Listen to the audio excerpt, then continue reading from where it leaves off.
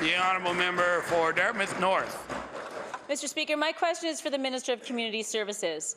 Access to transportation is important, and I am pleased that bus passes are now available for ESIA clients who live near a bus route. However, the implementation of this program has provided more evidence of how inadequate income assistance rates are in this province.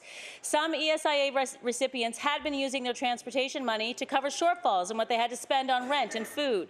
Now they have bus passes, but will see a reduction in their monthly checks, which are now even further from covering their costs. Without understanding the lives of people receiving IA, the unintended consequence is that the minister has made their situation worse. Mr. Speaker, will the minister acknowledge that this policy change has worsened the situation for many people who are already feeling desperate? The Honourable Minister of Community Services. I want to thank the honourable member for the question.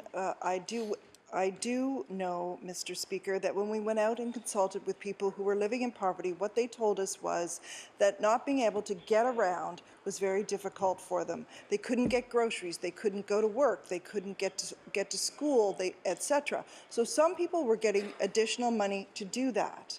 Mr. Speaker, they applied, they had to have a certain number of doctor's appointments or things like that so that they would be able to get their bus pass money. Now we are giving them a bus pass which is in excess of what they would have received in terms of bus pass money.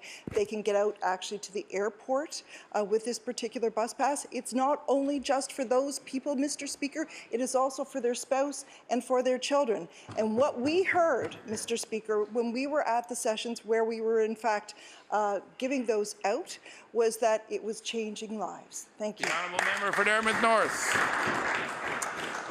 Mr. Speaker, based on the National Nutritious Food Basket, a family of 4 would need to spend about $850 a month to buy healthy food. Excuse me. That grocery bill would be more than the entire personal allowance that family would receive from the department. Sorry, one second.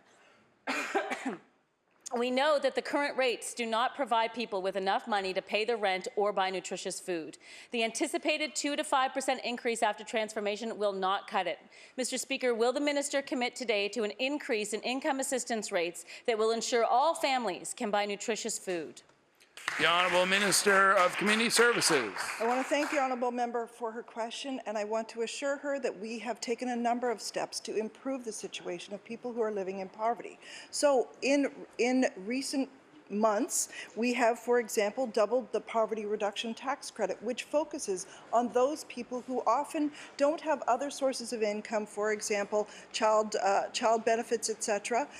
So we doubled that so that those people would see an increase in their money, Mr. Speaker. We also began removing, and this just happened in August, we no longer count maintenance money towards chargeable income, Mr. Speaker. Next week, we have a new wage exemption coming in, Mr. Speaker. So now, when people who are living on income assistance earn money, they get to keep more of it and help better their situations.